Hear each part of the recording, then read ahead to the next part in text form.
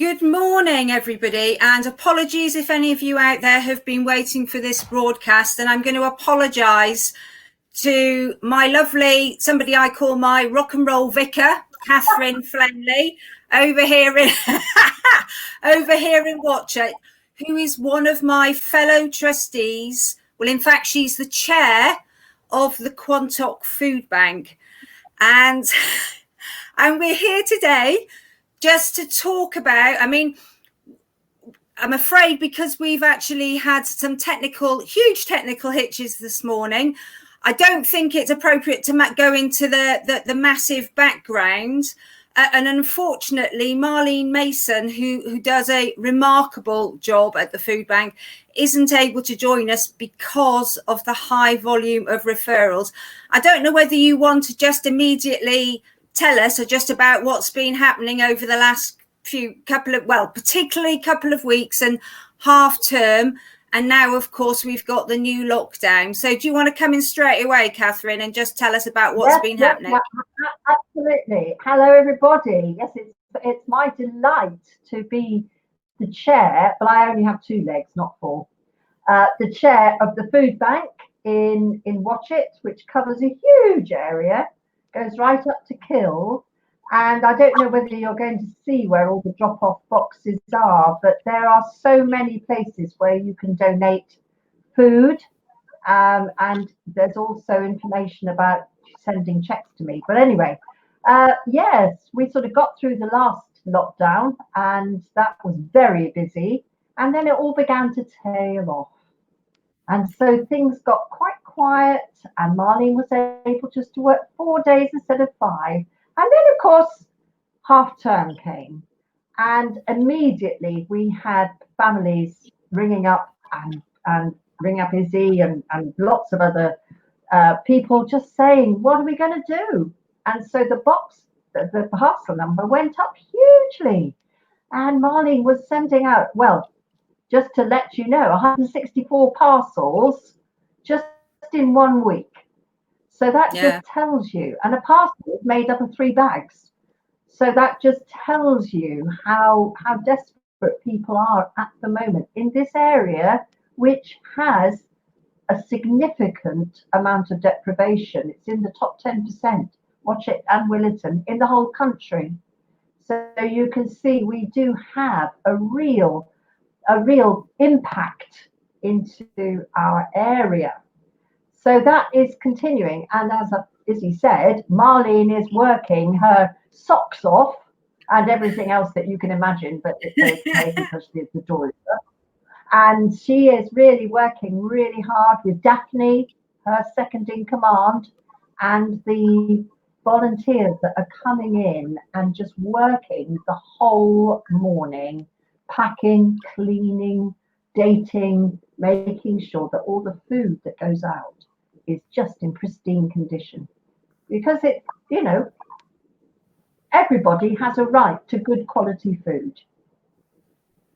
Yes, and I think that's been something, but I'm just going back to, the inception of the food bank. I think we all had some very clear ideas about, what was appropriate for people and what wasn't. And we really wanted to prioritise the quality of what we were giving out, didn't we? Just going back all those years. And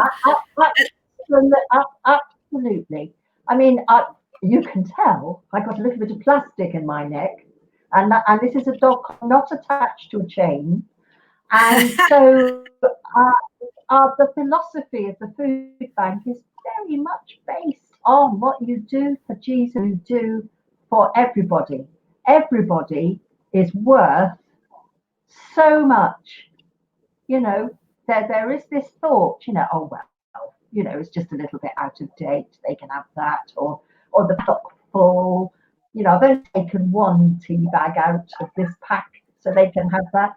No, everybody has to have good quality food for their families. And that's our philosophy. And God gives us the strength to carry on when we think, oh, good gracious me, how can we cope with all this? And it's not going to get any better, but we're there to really uphold what Izzy is doing, because Izzy is amazing. You probably have realised this. And so all her other colleagues, they're all so committed to making sure that our families, individuals in single house families, as well as all those families with many children, are served to the best of our ability. That's just what we want. And if you want to know what we really would like at the moment, then laundry supplies are running really low. Laundry liquid, not Yeah. softener or anything like that. Just the laundry liquid, soap, toothpaste, all those little things that people don't normally think about putting in the food bag box. They really are needed. So if you're living in Kilb or West Quantock's Head or Sanford Brett, any of those villages around, you've got people collecting for the food bank in your villages. Please do contribute. If you want to send money, send it to me.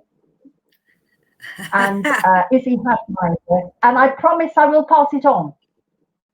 That's absolutely fantastic. Can you just, I know some people, it's, there has been, I think it's going away now, there was a very poor perception that, oh, some people were just getting propped up by food banks. And, you know, some people were inappropriately getting food. I think that seems to have passed now. But just to tell any of you out there who are wondering what happens to people who are being supported, the team at the food bank, Marlene, Catherine, they send referrals out to, for example, the village agents and others to make sure that those people who are struggling are getting the appropriate support. So it's not somebody just having food ad infinitum. What we do, the village agents make sure people have got the right income. They're getting as much, if they've been in one of the tragic situations that we've seen recently, they've lost their job, we make sure people are supported in every which way moving forward so they don't become reliant on the food bank. That is not what the food bank is about. However, absolutely, this is a new crisis, and that's what makes the situation. So we're being very supportive of a wide number of people at the food bank. And I must say, Catherine, Marlene, I know she's often said, just going back to what you said earlier, she does say she's powered by God, doesn't she? 73. And she is a force to be reckoned with. And it's quite incredible that I've been recently talking on the Talking Cafes, just about the power of spiritual belief when you're struggling with your mental health. And what Marlene has this very clear directive from God to do the work she was doing. And it's working. It's working really well because she's 73 and she's incredible, isn't she? Well, absolutely, and there is nothing that will stop the power of God moving through this crisis. Some people say, well, you know, if there was a God, there wouldn't be a crisis. No, it's not God that's caused it. It's humanity that's caused it. It's how they treated the creation that has caused this crisis, and we, as people of faith, are stepping in. And we are encouraged by all those of faith and no faith who have also come in to support this amazing venture. God doesn't mind if you don't believe in him. He believes in you. So that's the main thing, isn't it?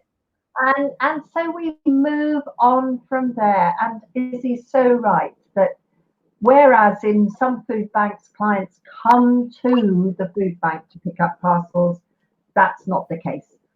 We send them out, and we send them out with people who will meet and talk, and Izzy and her colleagues and all the other agencies will scoop up the people and say, well, now, can we help you with debt? Can we help you with housing?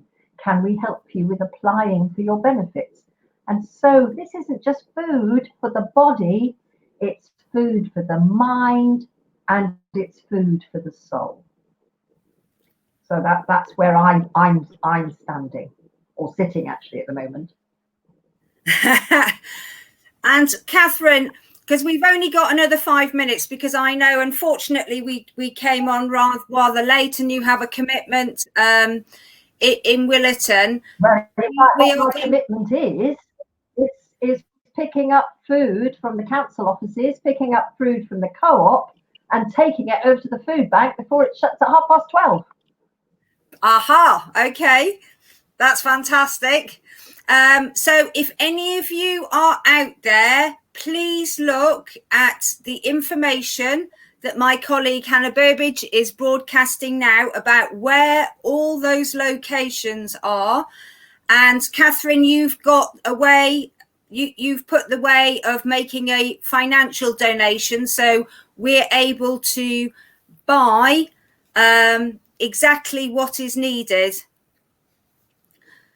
Absolutely, that is there, and again, you know, you've got the top 5 things, but add to that the laundry requirements and also the soaps and the toothpaste and things like that, because those things are expensive. And do you choose to wash your clothes or do you choose to feed your children? And I know there's I must say I have had mums and dads in tears when I have delivered some of the bags from the food bank, whereby, you know, I mean, it's personal dignity that's at stake here, which is for us all to uphold dignity of individuals and families. But mums and dads who have burst into tears that their son or daughter has a shower gel and they've literally, that's been enough, or that there's a tube of toothpaste can be in a separate place for a different member of the family. So that is the sort of level of poverty that we're talking about. So please, everyone out there, please help us support those in need. They are people sometimes who've literally barely got anything in the house. That is what we're talking about. So thank you so much. Right. Is there anything you want to come in? Sorry, Catherine. I just want to say, yeah. I just wanted to add that, yes, you know, we've been to people where they've had one tin on the shelf, and that's to last them for the rest of the week. The other initiative that Marlene has undertaken is that because we're coming up to the Christmas season, we want the families from our schools to benefit as well. And so we're sending out advent calendars to all the people in our first schools and nurseries, and they are special ones. They've got chocolate. Oh yes, they're going to have chocolate, but they also tell the Christmas story. And the Christmas story is one of a family who are seeking somewhere to stay and somehow to look after their baby. And those are the kind of families we're dealing with. The families who do not know what the next step in their journey is going to be.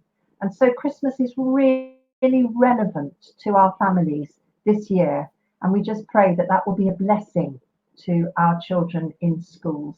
So you just you know, spend a few moments just thinking about these families, thinking about these people.